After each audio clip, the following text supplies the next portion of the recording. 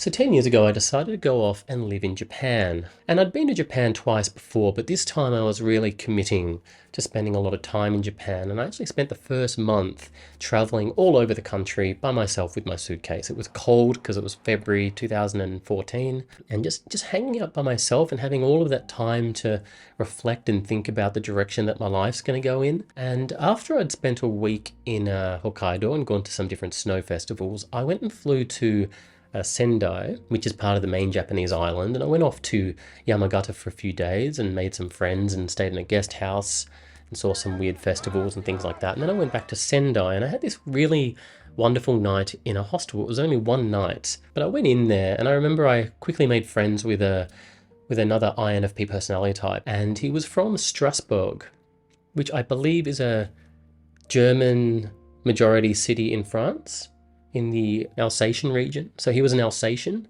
but he wasn't a dog, he was a human. But I remember an old man walking past the hostel, seeing me and the Alsatian INFP sitting side by side, and he actually went to the bar and paid for 2 drinks to be sent over to us.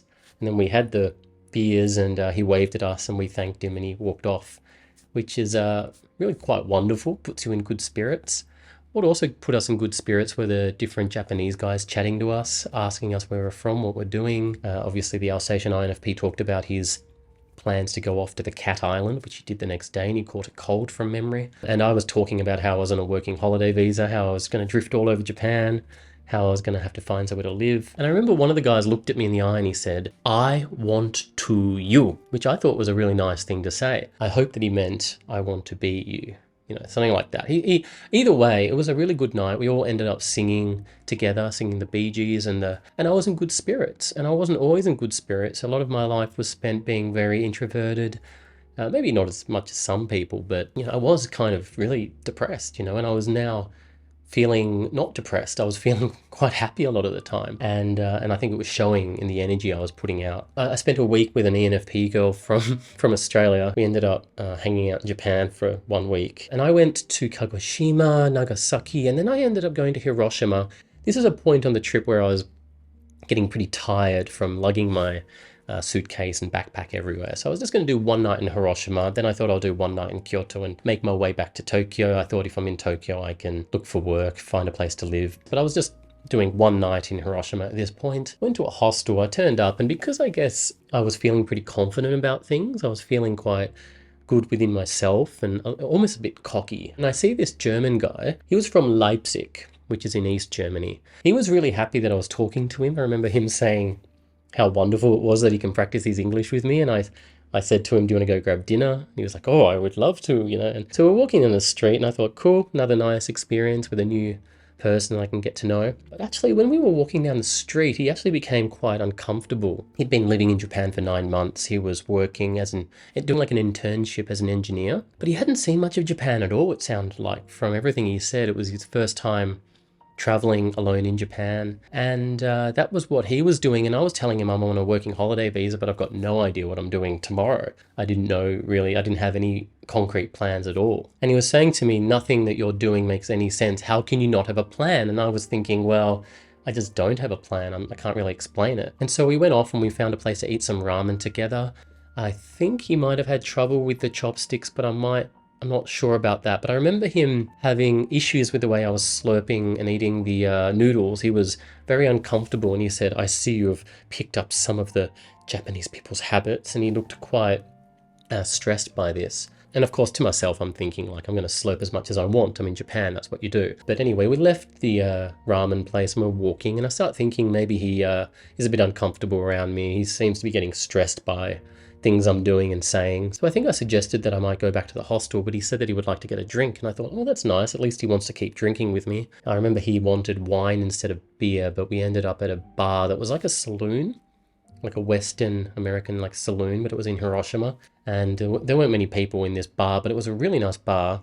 And we ordered two pints of beer, like Asahi or Sapporo or something, and there were more problems started happening. Like when we lifted up the beers to go cheers, I went and put the beer down on the counter, and he got stressed at me doing this, and he looks at me and he says, "Look, I don't mean to criticize you, but why do you drink beer like a Spaniard?" And I think to myself, why am I drinking beer like a Spaniard? What have I done wrong now? And then he makes this big thing about how in Germany they never put the beers down. They always hold the beer like that. And I thought to myself, I guess that is a bit of a German thing that they might do. Like you always hold your beer and you don't put it down. But of course I wasn't German. How was I supposed to be following these German customs in Japan? And, I wasn't intending to drink beer like a Spaniard. I was drinking beer like an Australian. But at any rate, I did make sure for the rest of that evening that I would not drink beer like a Spaniard, and I made sure I would always hold my beer. And things just went from bad to worse. There was this old Japanese man drinking alone, and he started talking to us in English, in very broken English. He was asking us where we're from. I said that I'm from Australia, and with my very limited Japanese, I told the old man that I'm Australian and this man is German. And I don't know if he was just detecting the awkwardness and the nervousness, but the old Japanese man approached the German guy I was with, and he goes, "Oh, Deutschugin," and he puts his face really close to him and he starts going. And let me tell you, this did absolutely nothing for making my drinking companion any more comfortable. And I just felt like this entire night was a bit of a disaster. And so I suggested that after this one beer that we're drinking, that I might head back to the hostel and get some sleep. And I was very tired at this point. And actually this guy from Leipzig looks at me in the eye and he says, "Look, I understand you look very tired right now and I apologize, but I am very much enjoying this conversation. And if it's okay with you, do you think we can have 2 or 3 more beers before we go back to the hostel?" And I was completely taken aback by him saying this, because here I was with my internal monologue telling me that this guy hates me and he's very uncomfortable and I've ruined his night. That's like the internal monologue that I've got going. And I was basically telling me the complete opposite. I had no idea that this guy was enjoying the night so much. And I was very flattered and I said, sure, I'd love to. And so we did order more and more beers, and I remember that our spirits were lifted. Well, my spirits were lifted quite a lot more. We were both chatting and laughing. Yeah, there was laughter, I believe. I don't know what I was talking to him about because I was drinking quite a bit, I think. But I do remember at some point he told me that he was shocked that we had been talking so much, so easily. And he said that it's not very usual for him to have conversations like this. I guess he was a very introverted guy. He didn't seem like someone who was very sociable. So that's, this is not a normal situation. This is not me being like this particularly social guy. It's the circumstance of this guy is so funny with socializing, obviously, that he was just very much appreciating chatting to me. If it was a very social person, then I'm not going to seem as social, I guess, if that makes sense. But it was really nice and really made me rethink for future reference that, not everybody is feeling awkward and uncomfortable around me. Some people are, but this guy wasn't. And sometimes I have to think a bit harder before writing someone off. He even asked me for advice on how to make conversations with people. And he said that he thought that maybe because I had traveled overseas once or twice by myself, I'd done it a few times by this point, and I must have told him, dropped to him, "Oh, I've got a philosophy degree." So all this is going around in his head, and he said, maybe you're very used to taking in different perspectives and it gives you more things to talk about. And we went back to the hostel, I remember shutting the curtains in the hostel because there was light coming in, and I guess he'd gone to sleep, and then I'd gone and done this, so I'm like moving the blinds, and he just woke up screaming. I really terrified him, and I started thinking maybe he's got some demons or something. I'm not sure. In the morning, he was a bit clingy. He was like kneeling, very tall German guy, kneeling by my bunk bed, wondering what I'm going to do. What are you doing? And I was a bit worried he might follow me to the bathroom or something, I remember. I don't know. He was just a lonely, nice guy. He actually had a wife and child. His wife was from Poland, and I think he was a bit lonely about being removed from them as well. But he was only doing his year in Japan, and he was 9 months in at this point. He was a little bit hopeless and I think he was trying to work out what to do, because I told him, well, I'm leaving Hiroshima. I was going to go off to Kyoto that day. I was going to go to a museum, the Atom Bomb Museum, by myself as well. But I didn't tell him that because I didn't want him to come with me. Even though I liked him, I wanted to do that alone. And he was like saying, well, what about me? What do I do? And I said, I don't know. So I went and got Google out, and I showed him what tram to get so that he could go to a island called Miyajima, which is near Hiroshima. I think he was quite thankful. And he also gave me a gift. He gave me a learning kanji book, which is the Chinese characters that Japanese use. He gave me the book as a gift. Very sweet. I said goodbye to him. We added each other on Facebook, never chatted again, but I've always appreciated that night. And made me think that, maybe I've got the power to make other people's lives a bit nicer too, just as other people impact me and make my life a bit nicer. Like sometimes you can be in a flat mood, you can feel insecure, you can feel depressed, you can feel like you're not very good at socializing, and then you don't know who you'll meet, especially when traveling. It's completely luck of the draw sometimes, and your spirits can be lifted quite significantly. And that was the greatest thing about that month, because, I just kept meeting positive people at that time. Now, I was sometimes socially awkward. I remember the next day I went to Kyoto and I made a lot of friends, but it took a while. I remember at first I was maybe losing my mind a bit from fatigue as well. I remember there were all these Dutch backpackers in my hostel, and to make conversation, I told them that when I was in Nagasaki, I went to a Dutch theme park called Huis ten Bosch, because there's a Dutch theme park there. I don't know, the way I said it just made them all look at me like, who is this guy? I don't know what he's talking about. And I remember thinking, I need to shut my mouth a bit and just shut up. People don't know what you're talking about. Or at least like do some proper small talk, like actually properly introduce yourself and ask what they're doing. Don't just start talking about a Dutch theme park in Nagasaki.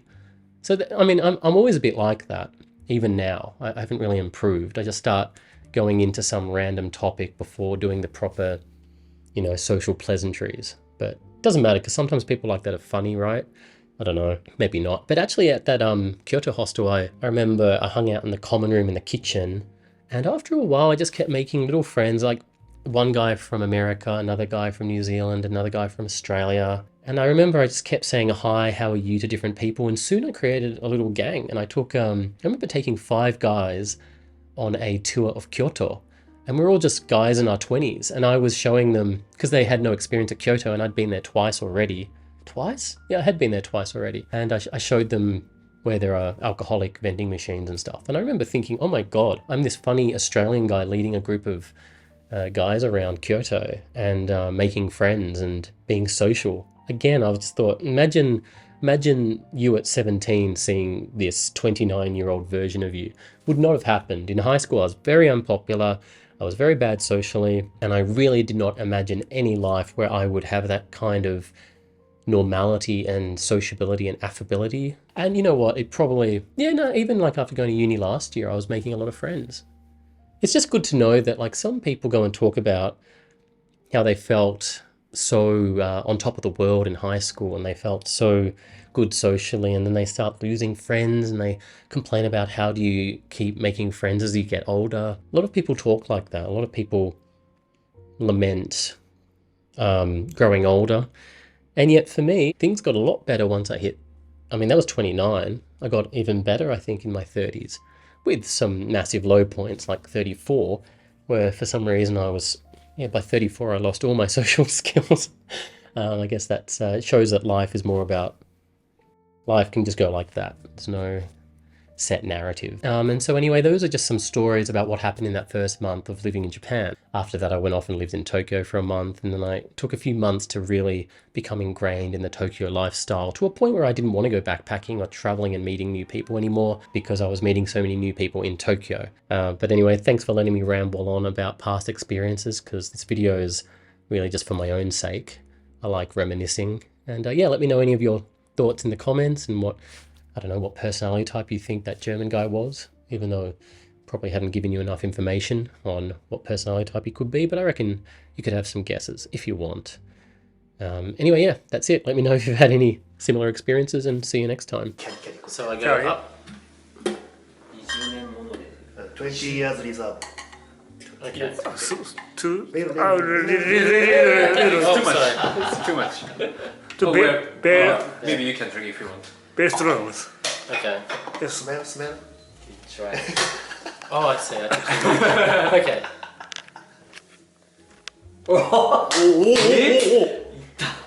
Are you okay? Yeah. What? So what is this? Korean. Korean carrot. Awesome. Are you okay?